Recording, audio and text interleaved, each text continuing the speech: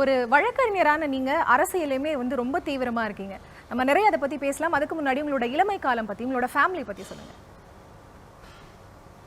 அதுக்கு முன்னாடி இந்த நமது தொலைக்காட்சியில் தினமும் ஒரு விஐபி என்ற பகுதியில் என்னை அழைத்தது எனக்கு இப்போ உண்மையிலேயே ஆச்சரியம். நான் உள்ளபடியே நான் ஒரு விஐபி அல்ல.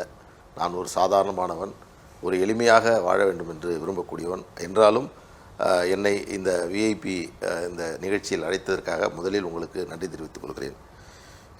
அரசியல் பரபரப்பு 50 ஆண்டுகளை தாண்டி சென்னையில் இருக்கக்கூடிய பரபரப்பான வாழ்க்கைகள் மத்தியில் இளமை கால பருவத்தை இந்த சொல்லுங்கள் என்று சொல்வதே எனக்கு பெரிய ஒரு மகிழ்ச்சியாக இருக்கிறது.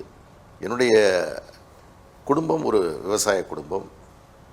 நான் ஒரு பள்ளி பருவத்தில் படிக்கின்ற பொழுது என்னுடைய தந்தையார் திராவிட முன்னேற்றக் கழகத்தின் ஒரு முன்னணி தலைவராக அந்த பகுதியில் இருந்தவர். ஜெயங்கொண்டம் ஒன்றியத்தினுடைய அவை தலைவராக இருந்தவர். அதே போன்று எங்கள் பகுதியில் கிராமப்புறத்தில் திராவிட முன்னேற்றக் கழகத்தினுடைய பணிகளை மேற்கொள்ளக்கூடியவராக இருந்தார்.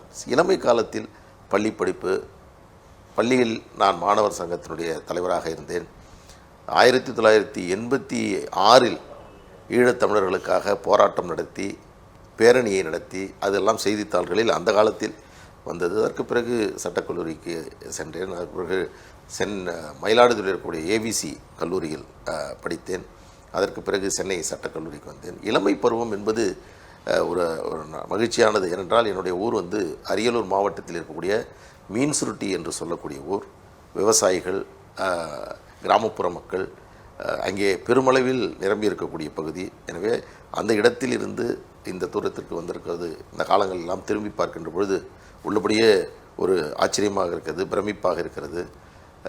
நானும் இன்னும் அந்த பழைய நினைவுகளோடு அங்கே இருக்கக்கூடிய என்னுடைய சக நண்பர்களை சந்திப்பது, எனக்கு பாடம் நடத்திய ஆசிரியர்கள், அங்கே இருக்கக்கூடிய கிராமத்தில் இருக்கக்கூடிய பெரியவர்களை சந்திப்பது எனக்கு ஒரு பெரிய ஒரு வரமாக நான் கருதுகிறேன்.